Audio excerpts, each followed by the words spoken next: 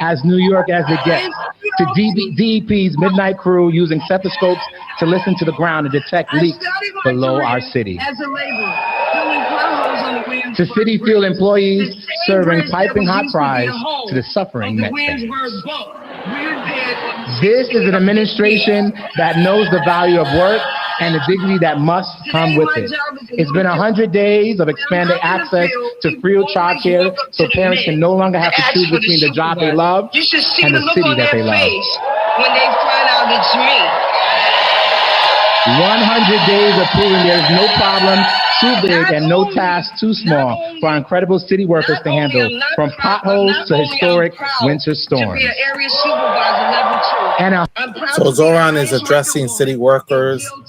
100 days of proving there is no zoo, no rooftop, or bus to... And I cannot tell you how important that is, because city government should be as fixated on your daily frustrations as you are. So here's to many more days of repaving, many more days of road work, until our streets are the envy of the world. So covering Zohran Mamdani's 100 days. Of a lifetime First to 100 serve days. New Yorkers, my fellow New Yorkers, and to help shine the Coloring streets the rally. of our city every day. Thank you so much.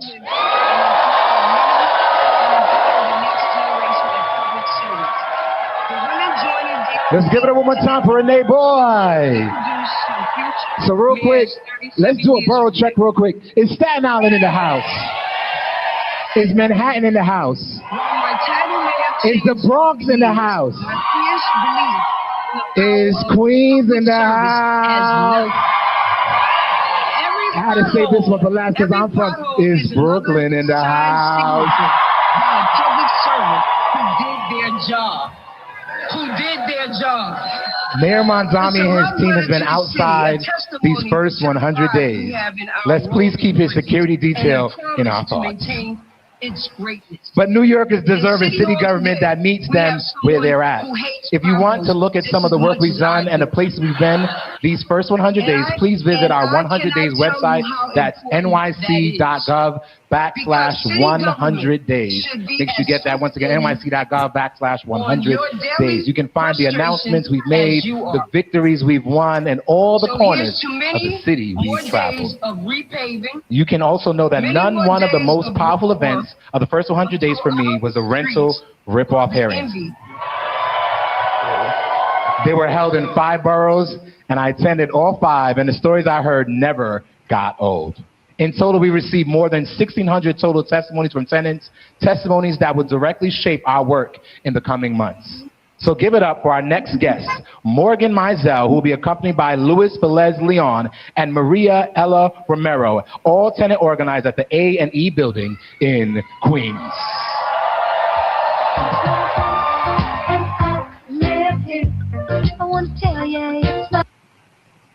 So these are tenant organizers in Queens that are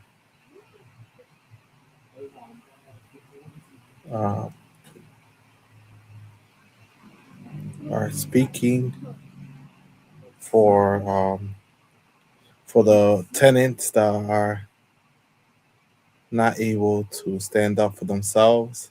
And so there's representatives of the tenant association.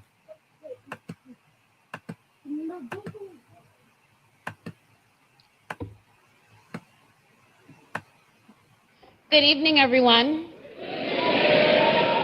My name is Morgan Mazzilli.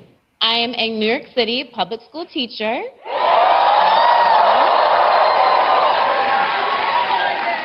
And I'm an A&E tenant living in Kew Gardens, Queens.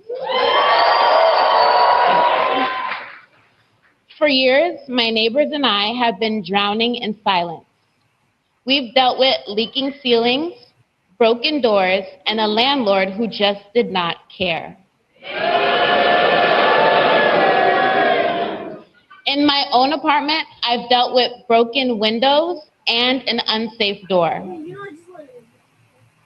So instead of suffering alone, me and my neighbors joined together and created a tenant association.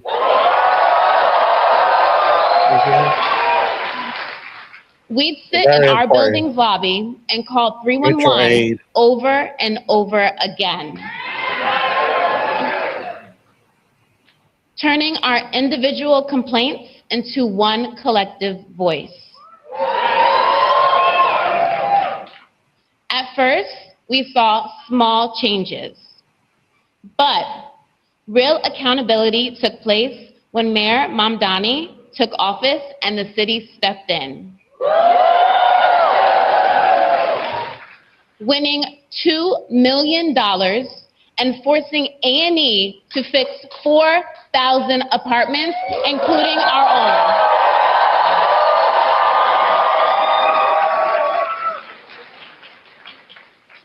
One of my neighbors, Elia, has lived in our building for 40 years.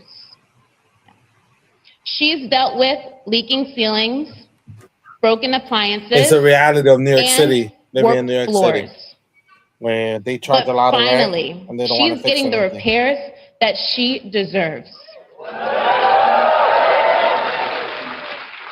And that's what this fight is all about, dignity.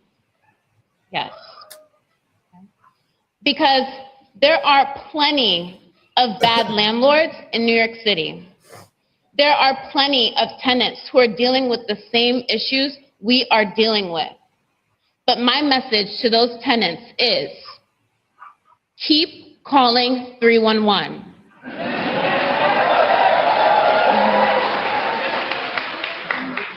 Keep raising your voices. 311 is the information system. Because in City Hall, we now have a partner. Okay? Yes. And Mayor Mamdani is going to cause change in our city. So if we keep fighting, change will happen. Thank you.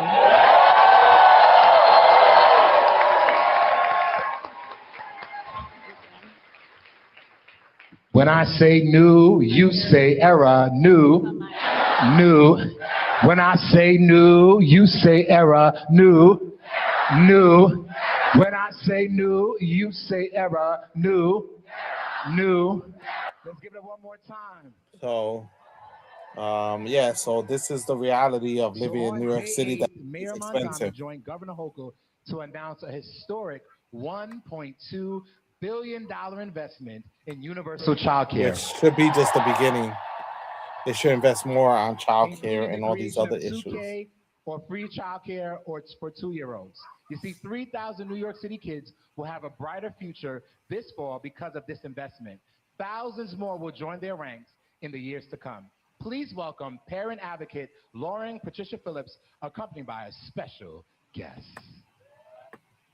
Yeah, so people get happy. I mean, what happens is that we needed a mayor that's going to fight for affordability, is going to fight for the things that New Yorkers need. Are we able to see it on the ground? Not yet, but we will.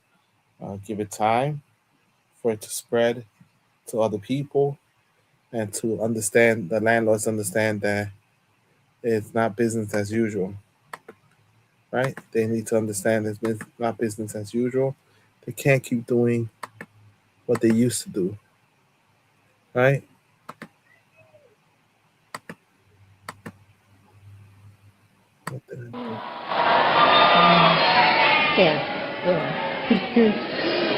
Oh, what? Happy birthday to you.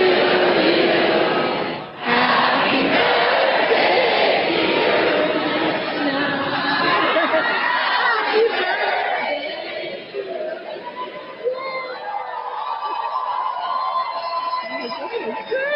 Thank you so much. You all did great with the name. Yes.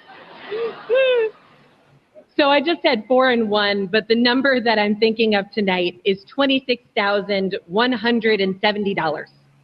That's how much my spouse and I paid for childcare the year that our son was 2. We knew that we wanted 2 children, but we also knew that we couldn't afford to pay for 2 children in childcare at the same time. So we deliberately spaced out my pregnancies, making sure that our older child would be in the city's free 3K program before we would need to start paying for daycare for a second baby. It was the only way that we could manage such an extraordinary expense. Alex and I make it work, but we are among the lucky ones. I work at a nonprofit and he's a civil servant. We make decent salaries, but even for us, paying for childcare is a real stretch. Next year, Olena will turn 2. Alex and I had just begun trying to figure out how we would pay for her childcare when we heard something extraordinary. Mayor Mamdani was launching 2K for children like Olena.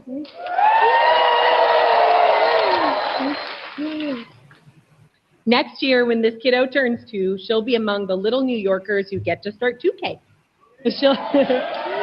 She'll follow the toddling footsteps of 2,000 2-year-olds in neighborhoods like Brownsville, Canarsie, Richmond Hill, and Fordham, who will get to start 2K later this year, and the tens of, you looking around, I know, and the tens of thousands of 3K and 4K students who have thrived in these programs already for years. Best of all, it will be full day and year round. Which means no scramble to pay for aftercare or summer camp. Let me tell you, my parent friends are jumping for joy. When you have kids, there are so many questions that you have to answer. There are the sweet ones that your child asks you about the world, like why does the weather change? And then there are the more nerve-wracking ones, like asking yourself, oh my God, what did she just put in her mouth? But I am so relieved that next year, of all the questions we'll be asking, where will we find $26,000 for childcare will not be one of them.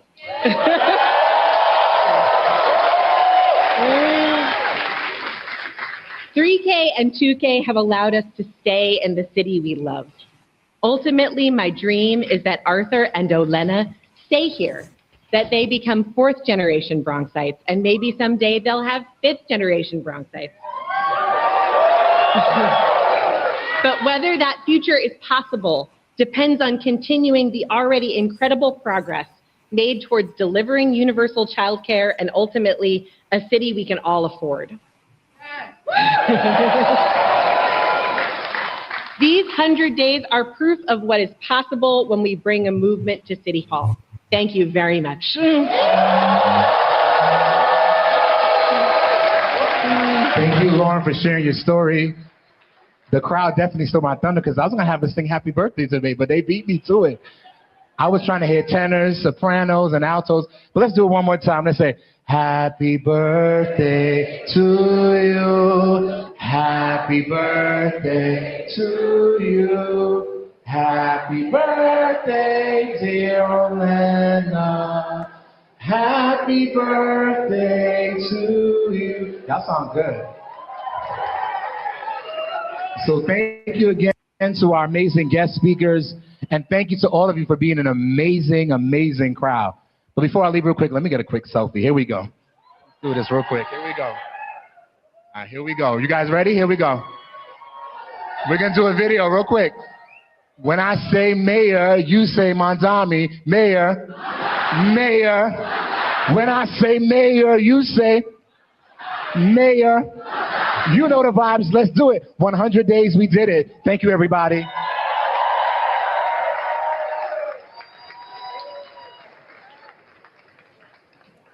Wait.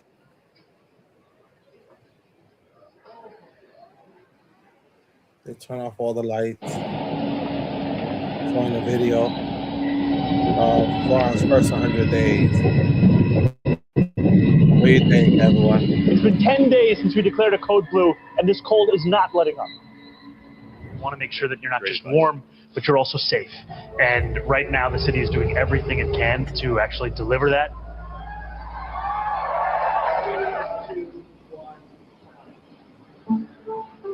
And to all our school kids, that means the next time you see the mayor, you can get him with a snowball.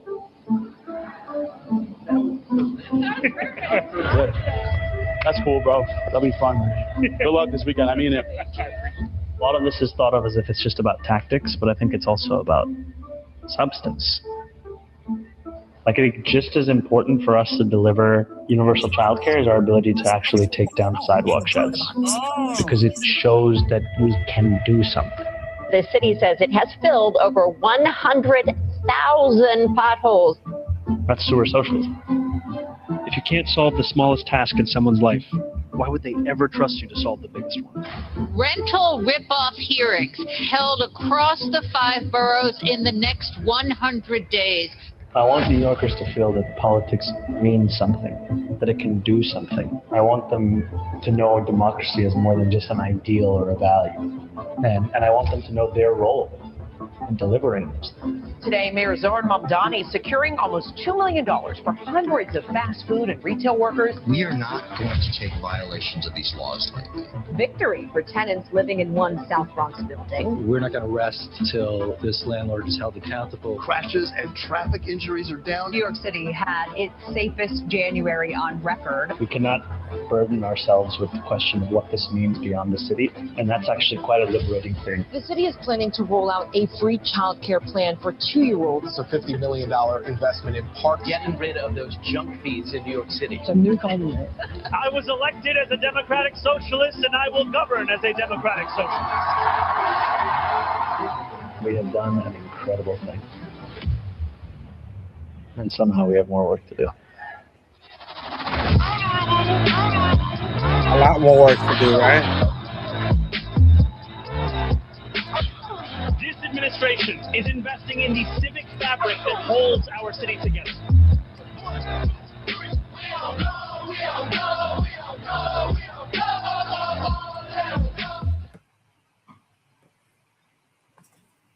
So the mayor is hyping himself up, getting ready for, coming to the stage, right? And the Zohran is coming to the stage. He's giving his 100-day address to the city, right? He's giving his 100-day address to the city. Good evening, my fellow New Yorkers. Okay. What a privilege it is to look out onto a room full of friends old and new. Of the incredible city workers who drive our buses, teach our children, and tend to our parks. A room full of New Yorkers. I want to thank every elected official here, whether at the city, state, or federal level. I want to thank every labor leader, faith leader, organizer, and activist who shapes the communities that make our city what it is. To put it simply, I want to thank everyone for being here. It is a Sunday night in New York City. And while some prepare for the week ahead, for many, the workday has only just begun. Tonight, in the northern reaches of the Bronx, an MTA train operator is guiding a 2 train out of Wakefield. Before that train reaches its final stop in Flatbush, it will drop off New York City Health and Hospitals nurses at 135th Street. NYCHA maintenance workers at 96th Street. CUNY staff at Franklin Avenue, Medgar Evers College.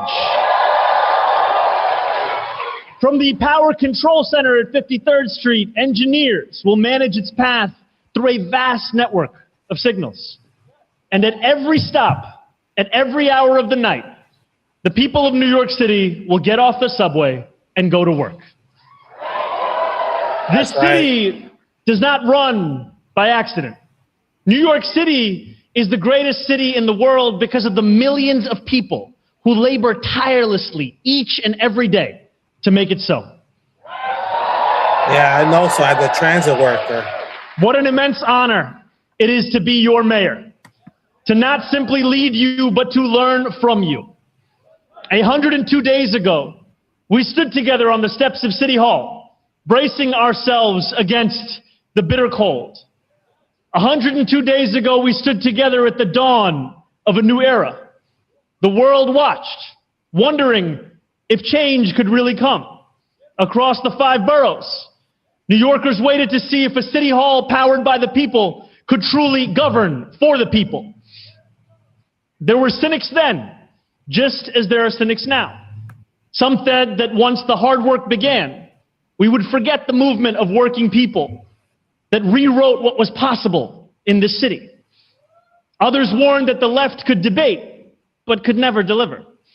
Socialists might be able to win a campaign, they said, but we could never advance an agenda. Far more wanted to believe, but didn't know how. Because for too long, City Hall had not just failed to meet expectations, it had lowered them. After years of broken promises, no one in this city could be blamed for doubting that government held either the ability or the ambition to upend the status quo. Yet as I said on that freezing January afternoon to more than 8.5 million New Yorkers, we will make no apology for what we believe.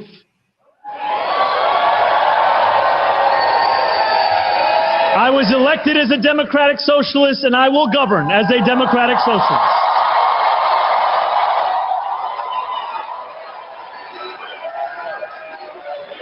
Tonight, I want to talk about what we've done. Not to congratulate ourselves, but as a reminder of what is possible. With what we've accomplished in 14 weeks, imagine what we can do together in 4 years. We began with a promise: universal child care. And by day 8, we delivered it. What's your opinion? You think has accomplished this? Thanks to historic $1.2 billion partnership with Governor Kathy Hochul and the organizing of more than 100,000 New Yorkers during the campaign, we will not only make 3K truly universal, we will deliver free childcare for 2-year-olds for the first time in New York City history. We will begin with 2,000 children this fall, 12,000 next year, and cover every single 2-year-old by the end of 4 years. Tens of thousands of families will no longer have to choose between having a child and affording to live in our city. That is the change government can deliver. I think of Mallory, a young mother spending $2,000 a month on childcare. She dreamed of having another kid, but she couldn't afford it. When we announced universal childcare, she said it finally felt possible. When young parents save more than $20,000 per year, per child, that is the change government can deliver. When children get a better start, when parents can keep their jobs, when billions of dollars in workforce productivity return to our economy, that is the change government can deliver. And we didn't stop there. We're taking on the biggest driver of the affordability crisis in our city: housing.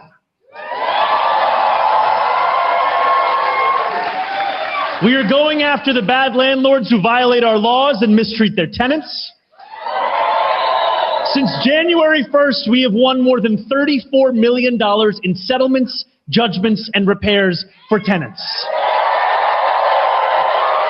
Delivered improvements to 6,070 apartments so far, and issued 195,829 violations. How do you think he's doing New so York far? City will no longer tolerate exploitation as a business model. We have held rental rip-off hearings across the 5 boroughs and heard from more than 1,600 New Yorkers. Because the same tenants who have been overlooked by our politics will now be at the heart of our policies. As we protect the tenants of today, we must also build for tomorrow. That is why we have cut red tape and accelerated the construction of thousands of new units of housing. Homes that are not only affordable enough to rent, but many that will be affordable enough to buy as well.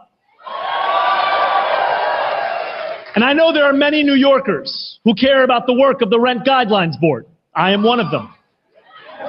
Rents are too high across New York City, and government can do more to address that. I am proud of the 6 new members I appointed to that independent board, and I look forward to the decision they will come to in just a few short months.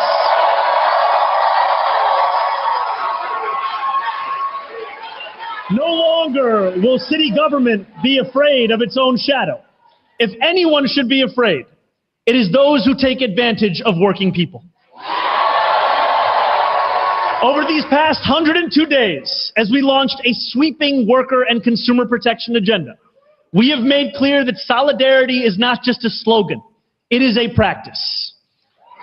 When NYSNA nurses went on strike, I was proud to join them on the picket line. And those nurses didn't back down until they won the better wages and safe working conditions they deserved.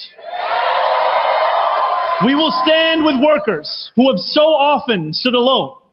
We have returned more than $9.3 million to workers, consumers, and small businesses, nearly $100,000 every single day we've been in office. We've expanded protected time off for more than 4 million workers, reinstated nearly 10,000 wrongly deactivated delivery workers, and issued nearly 60,000 compliance warnings across our city.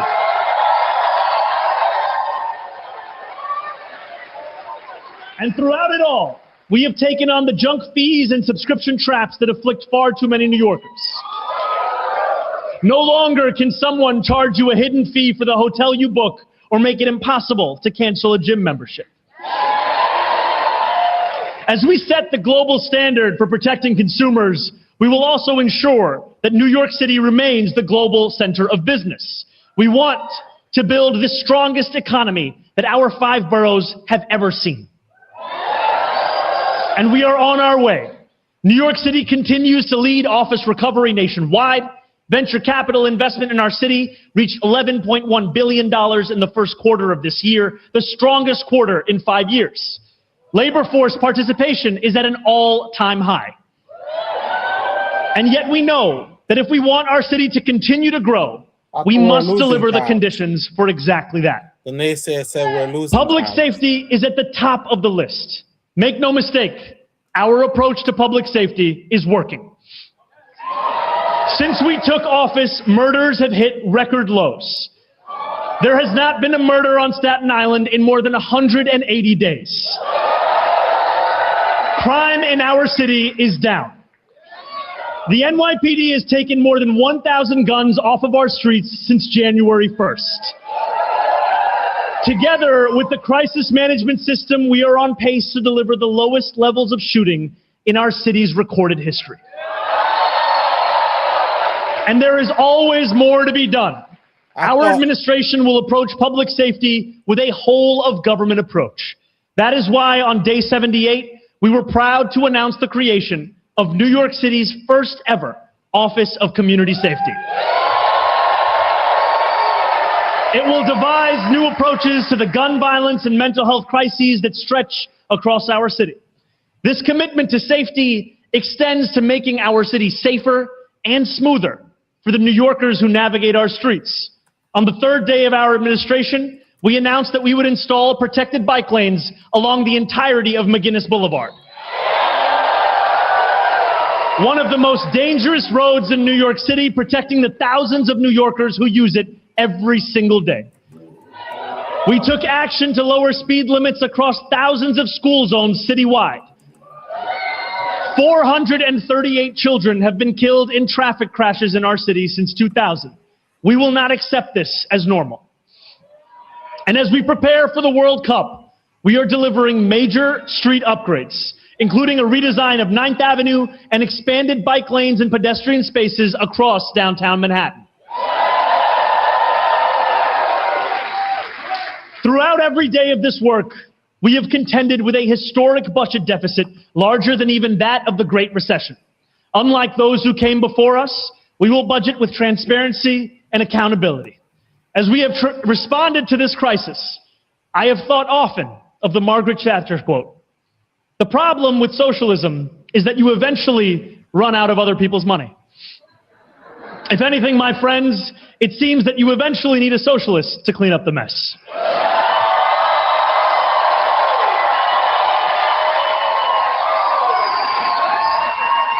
On January 1st, I told New Yorkers that City Hall would hold a singular purpose: to make this city belong to more of its people than it did the day before.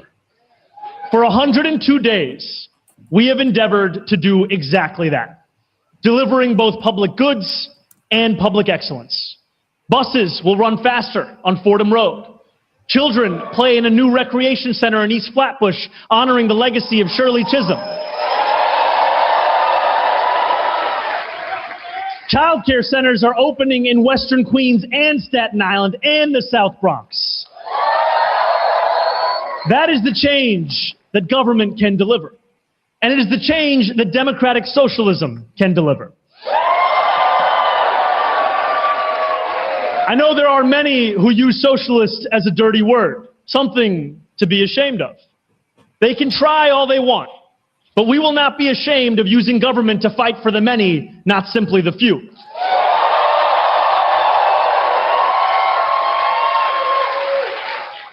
We will not be ashamed of adding more heat pumps to NYCHA buildings in the Rockaways, or building more supportive housing in Harlem, or standing steadfast alongside our trans neighbors.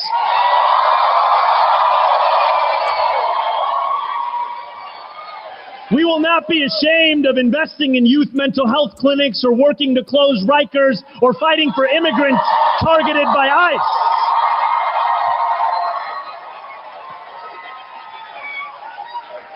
To any New Yorker, whether you're under attack from the federal government's cruelty or suffocating under the affordability crisis, we will stand beside you. Because government is a series of choices, and socialism is the choice to fight for every New Yorker. To extend democracy from the ballot box to the rest of our lives. We are hardly the first socialists to embrace good governance. 110 years ago, the city of Milwaukee elected a mayor named Daniel Webster Hone. Hone was considered young for the job, only 35 years old when he took office. I know, crazy, right? More importantly, Hone made no apologies for being a socialist. Mayor Hone knew then what we know now. The worth of an ideology can only be judged by its delivery. As Emil Seidel, the socialist mayor who came before Hone, once said, their entire governing philosophy was simple: go after it and get it. Under Mayor Hone, Milwaukee built the greatest public park system in the nation and weathered the Great Depression better than almost any other American city. Doing a good job? What do you think, everyone? Under Mayor Hone, Milwaukee purged corruption and graft, built the first municipally sponsored public housing development in the nation, and transformed the city's sewage disposal system. He believed, just as we do, that to deliver this great society, we should tax the rich. Oh, tax the rich. Today, we know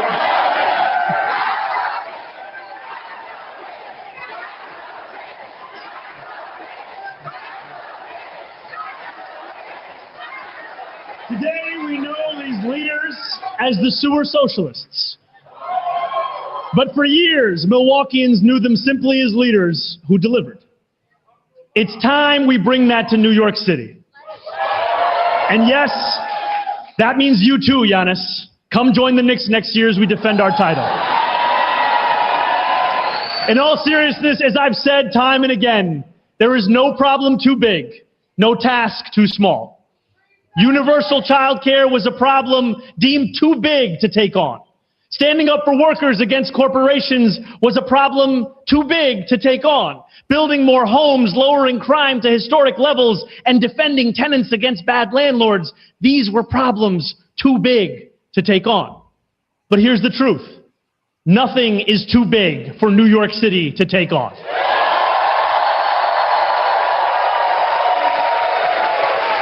And over the past 14 weeks, we have proved that there is no task too small either. Because if government can't do the small things, how could you ever trust it to do the big ones? How can we promise to transform our city if we can't pave your street? And that's why since January 1st, New York City has filled more than 102,000 potholes, including 22,800 in just 3 days alone. From Pelham to Tompkinsville, Bay Ridge to Inwood, city workers have fixed roads at a rate not seen in more than a decade. They filled them as the sun came up. They filled them at midnight. They filled them at all hours of the day. And that's not all. By the end of this fiscal year, the Department of Transportation will repave 1,150 lane miles of our streets, enough to stretch from New York City to Miami. Dale. This is pothole politics, our 2026 answer to sewer socialism. Where government is not too busy, not too self-important, not too mired in paperwork to fix the problems of this city, no matter their size. On day 6, when we paved the bump at the base of the Williamsburg Bridge, that was pothole politics. On day 65, when we rolled out our plan to take down thousands of feet of scaffolding that have darkened city streets for years, that was pothole politics. On day 90, when we announced more than $100 million to replace and modernize more than 6,700 catch basins, that too was pothole politics. Honestly, that one might have been sewer socialism. And when our city was blanketed by winter storms, when mountains of snow piled up on our streets, we brought pothole politics to emergency response. Sanitation workers melted 783 million pounds of snow, spread 1 billion pounds of salt, and cleared 135,000 crosswalks, 34,000 bus stops, and 29,000 fire hydrants. We will lower costs, repave the road, shovel snow from the street, and return dignity to working people's lives. And to the cynics, you know what? We're going to fill your potholes too. Because when socialists make promises, we go after it and get it. So let us look forward to the next promises we will keep. This evening, I am proud to make 3 transformative announcements.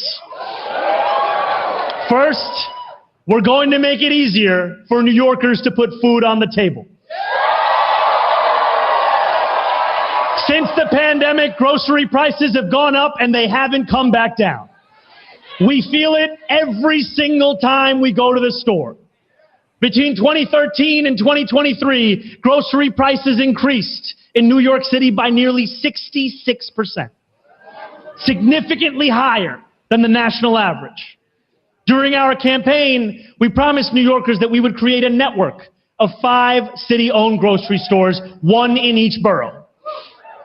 Today, we make good on that promise.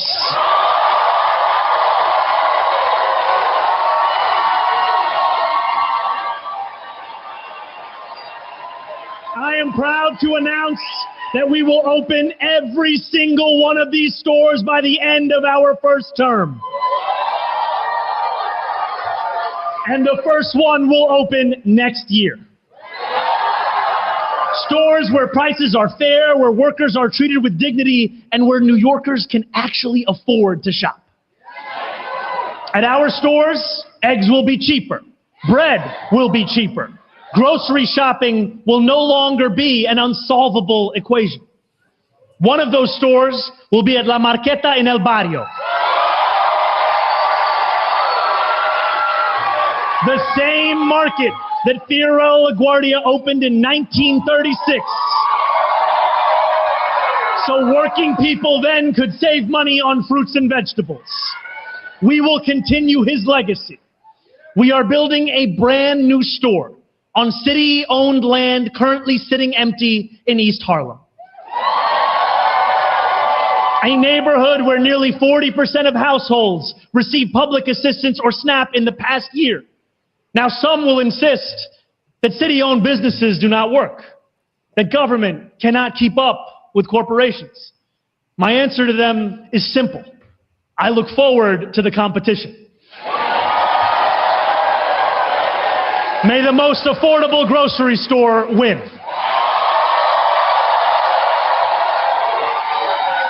When I think of the change that government can deliver, I think too of the leadership of Mayor Bernie Sanders of Burlington, Vermont. And while I am truly sorry that he can't be here with us today,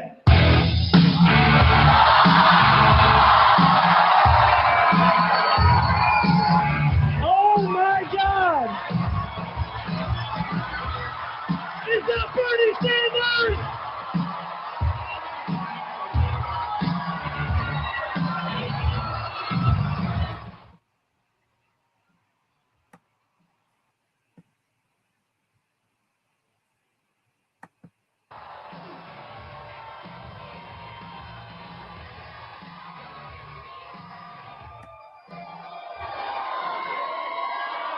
You know,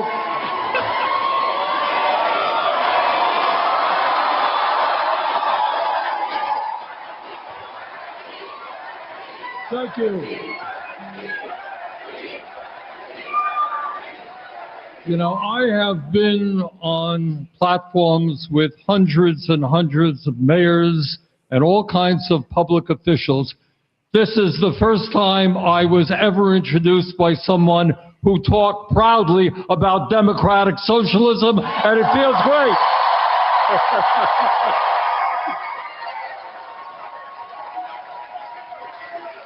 I just want to say a few words, and I want to congratulate the mayor and his team for a fantastic first 100 days.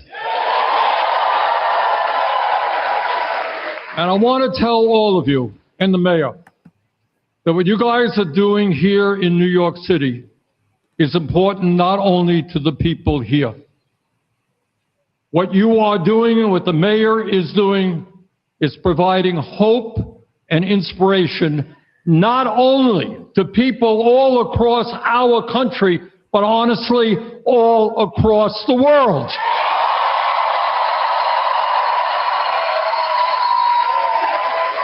It is no secret that here in America and around the world, a lot of people are giving up on democracy. They're saying, I vote, all I see is the rich get richer and I get poorer. Why do I want to vote? Why do I need democracy? But what you guys are doing here is telling the world that we can have a government that works for all of us, not just the oligarchs.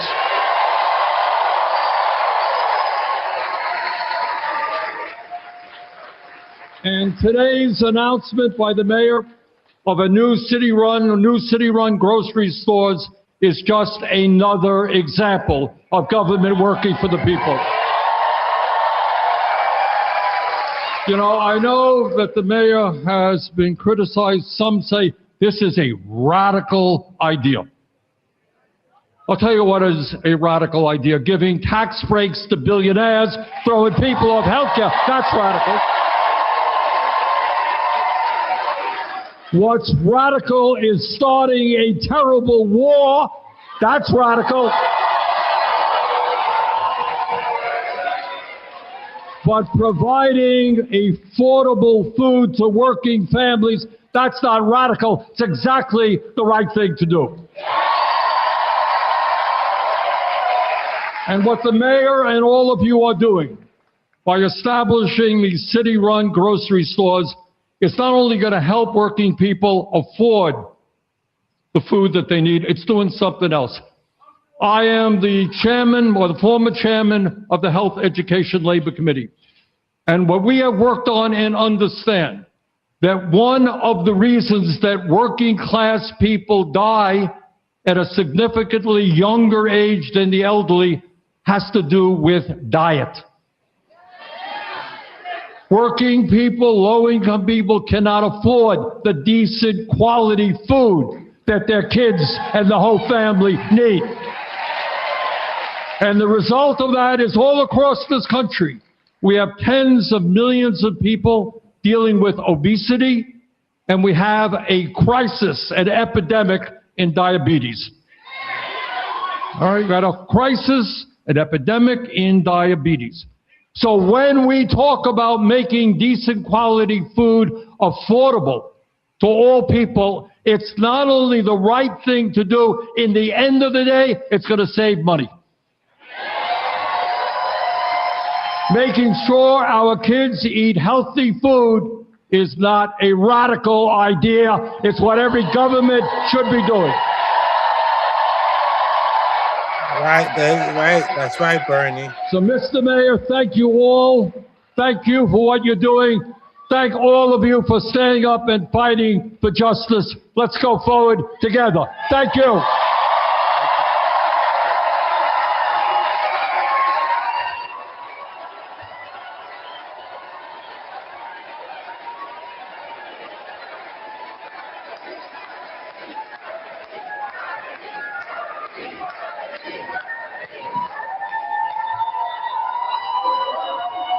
Thank you, Senator, for joining us today and for all you have done for working people. Bernie's 8 years as mayor were defined by a tireless commitment to improving his city. He fixed a crumbling downtown. He delivered city services equally, not just to the wealthier areas. And he used a budget surplus to repair streets. One day, Bernie, you'll have to tell me what a budget surplus actually feels like. The sewer socialists used government to build a better Milwaukee. Bernie Sanders used government to build a better Burlington. We will use government to build a better New York City. That, my friends, is pothole politics. And we will pursue it as we tackle one of the most persistent challenges that faces our city. One that affects every New Yorker no matter where they live. The same word that many correctly use to describe my jump shot: trash. Trash bags clutter our streets and our sidewalks. Rats and vermin never have to look far for their next meal. In the wealthiest city, in the wealthiest nation, in the history of the world, no one should have to live surrounded by garbage. And for a brief moment, it seemed like we wouldn't. In 2024, voters overwhelmingly supported moving forward with trash containerization. Empire bins were rolled out in Harlem. They were promised in Brooklyn. And then, as so many New Yorkers have come to expect from government, the momentum stalled. No date was given by which it would be completed. No funds set aside to make it real. The promise was empty. The only thing that should be empty in New York City are our sidewalks of trash. So we are going to put a lid on it. Tonight, I am proud to announce that we are launching an ambitious campaign of trash containerization across the 5 boroughs. We will containerize all trash at all residential properties. There will be at least one fully containerized community district in each borough by the end of next year. We will begin aggressively rolling out new containers to store that trash and new trucks to pick it up. And we will accomplish full citywide containerization by the end of 2031. So New York City, say goodbye to black bags and say hello to the bins. Sidewalks will be clean, rats will go hungry, trash won't know what hit it. New Yorkers deserve a government that does not shy away from the daily challenges we face, one that tackles the issues before us. That commitment to delivering change is what guides the third and final announcement I am so proud to make tonight. We will speed up buses for more than 1 million New Yorkers across New York City. Already, over these first 102 days, we have delivered for hundreds of thousands of bus riders. We kicked off street redesign projects on Madison Avenue in Manhattan, on Flatbush Avenue in Brooklyn, and we improved crosstown bus service in the Bronx because, yes, even Yankees fans deserve better public transit. But in a city where every minute counts, where time is money, it is unacceptable that some buses run as slow as 5 miles an hour. That is why on the campaign I promised to make buses faster, and it's why tonight I am so excited to share that we will cut down commutes by up to 6 minutes each way. Now, 6 minutes is a lot of time. It's enough to spend a little longer at breakfast with your family, take a shower before work, or listen to the seminal classic 4 Minutes by Madonna featuring Justin Timberlake and Timbaland 1.5 times.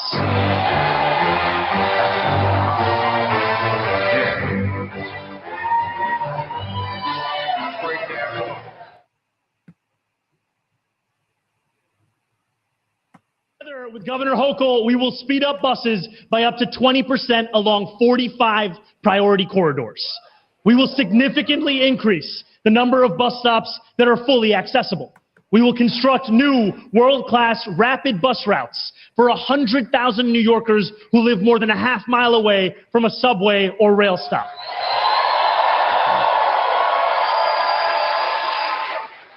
And when we talk about who rides the bus, we are talking about New Yorkers who have too often been overlooked in our politics. Disproportionately working class, black, brown, outer borough riders, the very New Yorkers who have been told to make do riding the slowest buses in America. No longer. This will be led by a partnership between the Department of Transportation and the MTA, the first of its kind in a decade. Government will work together to work better for New Yorkers. We made a promise to New Yorkers to make buses fast and free. Tonight, we're delivering the fast, and we're excited to keep working with Albany to deliver the free. When I began speaking tonight, a 2 train had just set out on a 3-borough journey from Wakefield 241st Street. It rattled through the Bronx, racing the setting sun.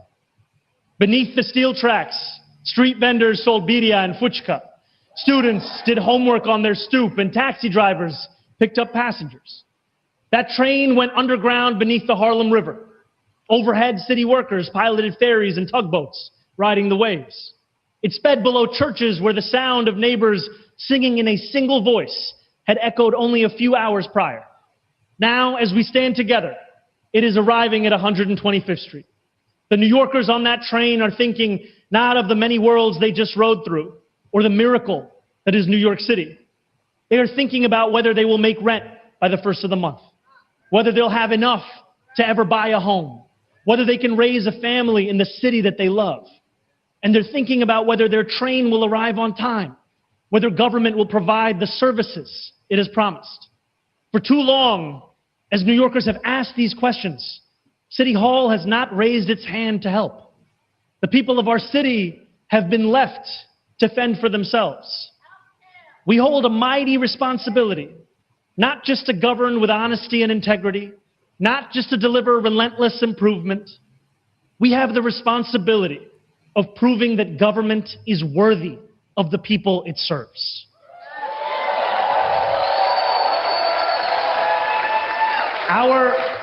Our best days lie before us, New York. The work is there to be done. Together, let's go after it and get it. Thank you.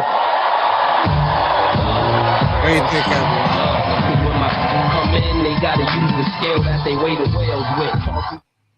Well, how you think he did? How you think his address was? He went in and said that he's not afraid to let people know that he's a socialist and that he's a democratic socialist. He brought out Bernie Sanders, and he's saying that socialists and democratic socialists cannot govern. And he's daring other cities, other states to emulate what he has accomplished in New York City. The lowest crime rate in the history of New York City, government that's functioning the way it should be functioning, for the people, by the people. And I mean, what do you tell me? What do you think? Do you think that Zohran has accomplished everything he promised he was going to accomplish? Not everything, but he's pushing hard, and he's pushing for a change in city government that we haven't seen, right? It's a change that we haven't seen. Hit the like button, hit the subscribe button on Facebook, YouTube, and every other broadcast, right? I appreciate you for joining me. And it was a good awakening to hear the mayor, Zohran Mamdani, speaking. And there was a lot of naysayers, right? A lot of people that said that he wasn't going to be able to achieve the things that he has achieved in his first 100 days. There was a lot of naysayers that said he's in a tough spot, but he put himself there. He's going to try to thread the needle between some level of common sense, because the city still has to function, and also to the fact that he is beholden to the hyper-left progressives that essentially put him in. And they're all going to expect as much free stuff as possible. We just don't have the money for it. So what's he going to do? He's going to have to thread that needle. There's going to be a lot of drama. These are the haters. The safety of the city. There are a couple of things that are inescapable here. One of them is the fact that Rikers Island, which is the New York City jail, is going to close. Right. In his tenure. These are the haters. Tenure, in fact, about 2027, probably early 2027, they're going to go down 70% in bed count. 70%. So right now, there's a lot of hullabaloo in this town about we don't lock up the recidivists. I see the same people committing the crimes. 330 people commit a third of all the shoplifting. Same people are on the subways harassing crime women, is down across the board. We're about to go down 70% in the bed count. So inescapably, he's going to have to significantly lighten up on enforcement. So that alone tells me he's in for a tough ride, and he's made a lot of promises. You know, you got me thinking there, Paul, because literally we this heard was the all haters. Of the defund police rhetoric from him, and then there, after he became the mayor-elect, he started to try and walk some of that back. Right. However, we also just saw the national report. These are the haters, right? That year-to-year murder rate has dropped in an unprecedented way across the country. Part of that is because ICE and the Trump administration went in and arrested illegal, violent criminal aliens. Wait, so they want to give Trump the credit? If you arrest violent, illegal criminal aliens, the crime rate goes ridiculous. down. But he doesn't seem to have indicated that he's looking to cooperate with so ICE. Trump should be credit anytime soon. Well, you know, if the federal government decides to press it here in New York, he's not going to have much of a choice. At the end of the day, the federal government obtains here, and if you impede that, you're liable for arrest yourself. That's just black letter law.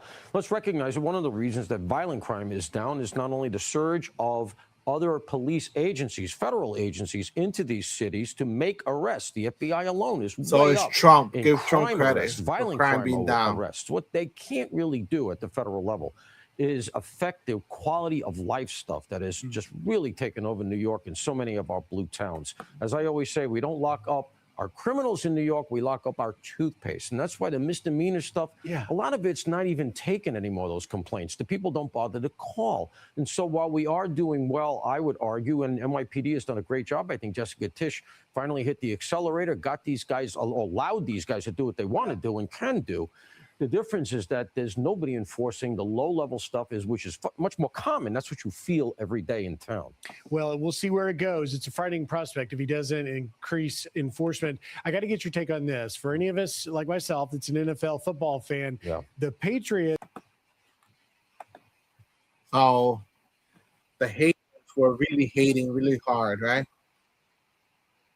They were really hating on Zohran.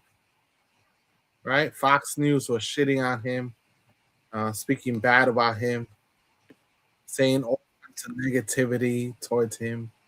They were just saying all types of, like, just throwing shade at him, that crime was going to go up, that crime was going to be out of control, that we can't have democratic socialism in the United States, in New York, that it was going to be a mess. And now it turns out that it's actually working. City services, a lot of the city service was the idea of socialism, right? Socialism came up with these ideas. Socialism is the one that came up with sanitation, with clean streets, with schools.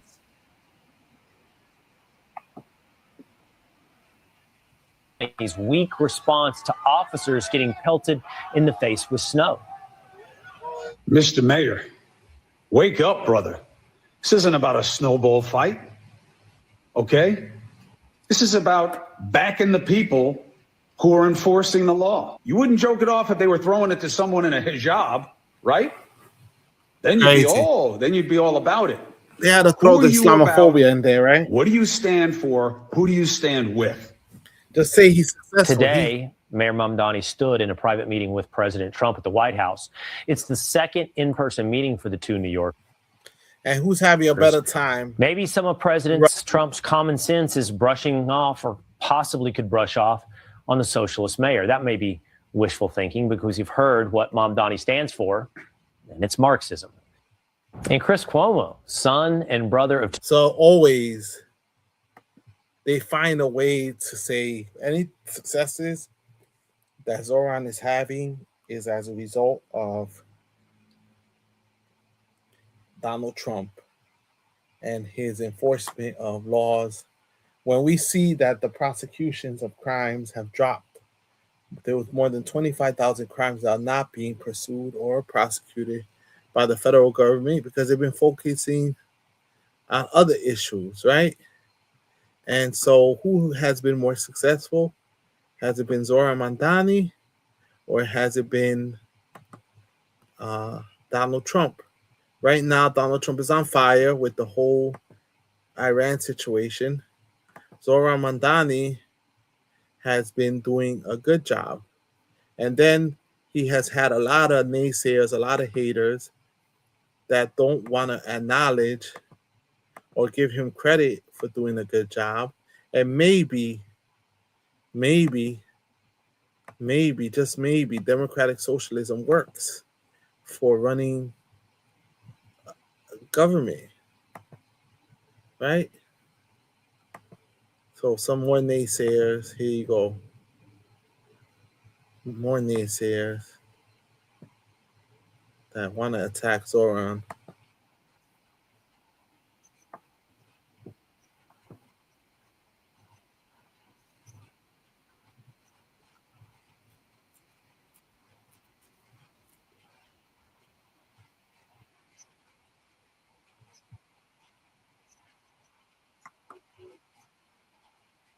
We all want affordability. Where we disagree is to what to do about it. So, Raymond, I believe you use market-tested theories that have worked and alleviated people out of poverty. There is no Okay, let's listen to accurately diagnosed the problem of affordability, the problem of New York leading this country, excluding California, in out-migration. What he has done disastrously is providing antidotes that would only make the problem worse. We all want affordability. Where we disagree is to what to do about it. So, Raymond, I believe you use market-tested theories that have worked and alleviated people out of poverty. There is no economic system like capitalism that has alleviated tens and hundreds of millions of people all over the world the way that... Is that true? Are we feeling capitalism like has there been is Trump moving things the right way by giving tax cuts to the rich and giving screwing the working people by the gas prices and the electricity prices? Have there been problems? Think about it. Absolutely. But that does not mean you obliterate the system in its entirety, which is what Mamdani is trying to do, and he's learning quite quickly. You can't do that, which is why he's backtracking on most of his problems. And saying that is not Islamophobia. Saying that is being a rational human being. It's also... It's quite a damning indictment on the state of our political culture that we have to go on national television and discuss basic market capitalism 101, but I digress. So I'll say two things. Number one, that's probably why he was elected, though. He said he's a socialist. Exactly. And so maybe a lot of people aren't happy with... Yeah, maybe a lot of people are not happy with the way that capitalism is going for them. Well, exactly. I mean, I would say probably the most interesting exit poll from the New York City mayoral election was that if you were living in New York City for 10 years or less, you overwhelmingly supported Zohran Mamdani, whereas if you were living in New York City for 10 years or more, like me, even though my co-panelist suggested I don't live there, you supported Andrew Cuomo. I mean, to be fair, I didn't like Andrew Cuomo, but at least it wasn't a socialist. What's great about socialism is you have a documented 100-year history of failure. So you don't actually have to explain these things in depth. You could just look at basically every other country or even locales, where you mentioned San Francisco, where they tried these things and they just never once worked. So again, I'll make two quick points. I support Zohran Mamdani in the sense that he's a gifted politician who recognized once actually getting into office that he will never be able to succeed on the policies he campaigned on. So the New York Police Department still has a gang database. The New York Police Department is not being abolished, which is things he wanted to do. Taxes on the rich have not gone up, even though they're the highest in the nation. The strategic response group is still operating. Cops are still fielding mental health calls. The rent has not been frozen. Rikers Island is still open. So most of his campaign core promises have been broken, and I think that's a good thing. His supporters will pretend they haven't been, but that's just coping. In terms of, in fact, when you title in all entitlement programs, Social Security, Medicare, Medicaid, we spend roughly $4 trillion on those things every single year. So the idea that we don't have the money to do it is simply not true. What we lack is the competency. I also want to say, and this is incredibly important for everyone to understand, this is not my right-wing talking point. This is data from the Federal Reserve, from the Treasury Department, from the Bureau of Labor Statistics. It's true. The United States middle class is shrinking, but that is because... Wow. And he's destroying Zohran. Because primarily a growing number of households are no longer in the middle class. They are now in the upper middle class income bracket, which starts at roughly $135,000. That is because on an aggregate level, the American people are getting richer. We may not feel that way because we're getting richer, but the prices are going up, but we're making more money, according to this panelist. Do you feel that in your pocketbook? Do you feel that you're getting richer, according to this panelist? So do you agree with Zohran Mamdani? I agree with Zohran Mamdani. I agree that democratic socialism is something that we need to try in this country, and we haven't given it a chance. And it's worked in Europe, and it's worked in European countries to mitigate poverty and fight against poverty, instead of just doing the same thing the same way all the time and watching people get poorer and poorer and watch the value of money shrink. like in New York City, we are the highest tax city in the country, but numbers don't lie. I encourage all of you to Google this yourselves. The middle class is shrinking because Americans are getting wealthier. And I agree, I have a higher... So people are getting richer, according to him. That's why there's no middle class. A higher chance of being homeless than a billionaire, and that's mostly because I'm a New Yorker who's going to be living under Mamdani's policies, which will...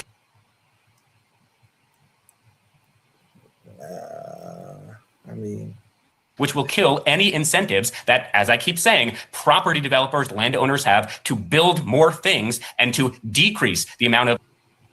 But they're still building. The amount of wait lines that people have to actually afford a place to live. And the last thing I'll say, and then I'll shut up, which is, again, fundamentally, you will never be able to solve a problem, especially in a market-based economy, whose primary issue has nothing to do with funding. Okay, I have a flat tire. I can throw $1 million at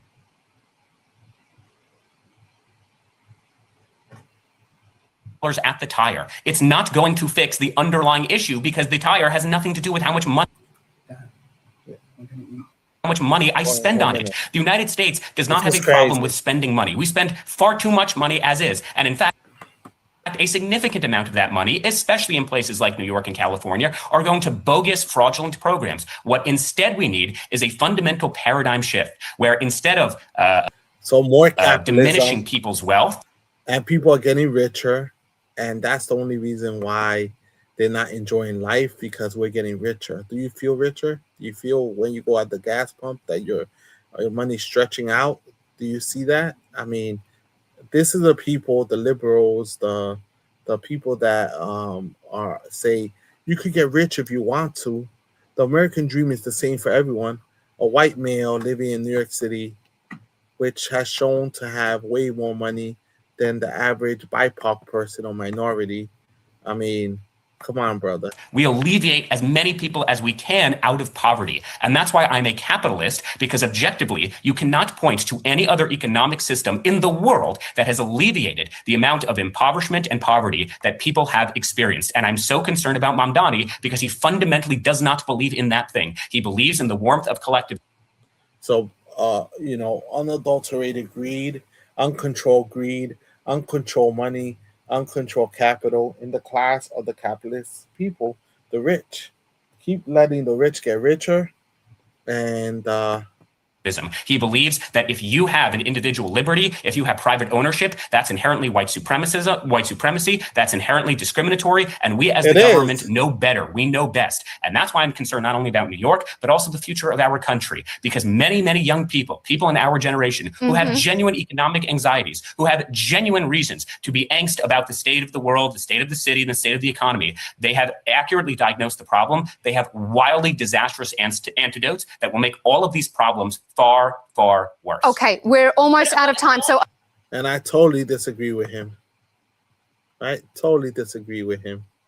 You know, we try capitalism over and over and try to solve all the problems, and people are not better off today than they were yesterday. And a lot of these programs like sanitation, schools, a 5-day work week, 2 days off, weekends off, an 8-hour work day, a lunch break, are all as a result of capitalism. Public transit, the list goes on. Roads, public sidewalks, public parks, public streets are all a result of socialism that was expanded, democratic socialism, which can work, right? I told people it can work because we haven't tried it. We tried it in some measures, and it has helped during the getting us out of the Great Depression. It helped us have the highest middle class that we've had in a long time. And then at a certain time when Ronald Reagan came along, he decided to cut back on the taxes on the poor, and the taxes on the rich, and just left us be on our own, right?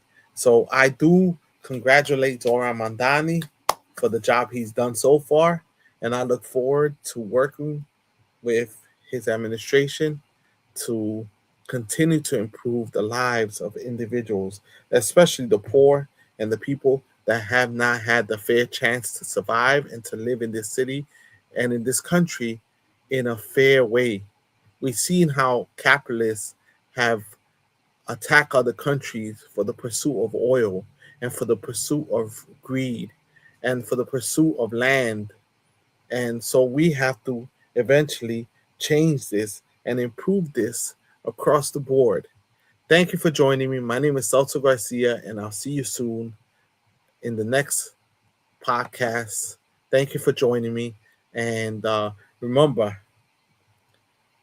stay strong. Make sure you contribute to the program by subscribing, hitting the like button. That's the Cash App, $ Old Man Labor. And I appreciate you all for supporting the program. And I really think that we need to try something different. And it's working in New York City, so why not expand it to other cities and other states and in the country to try something that could probably improve most people's lives and most people's ability to live better and better lives, right? Better lives overall. Thank you for joining me, and have a good day. My name is Celso Garcia in New York City. Subscribe to the channel, hit the like button, hit the share button, and I see you on the other side. I see you soon, everyone. Live from New York City, covering Zohran Mamdani's 100-day address, which was wonderful, and I look forward to more of his work and more of us pushing hard to change this city, change this state, and change this country. Tax the rich, everyone. Tax the rich. Make sure you let people know that we can change the world if we all work together. Have a good day. Take care.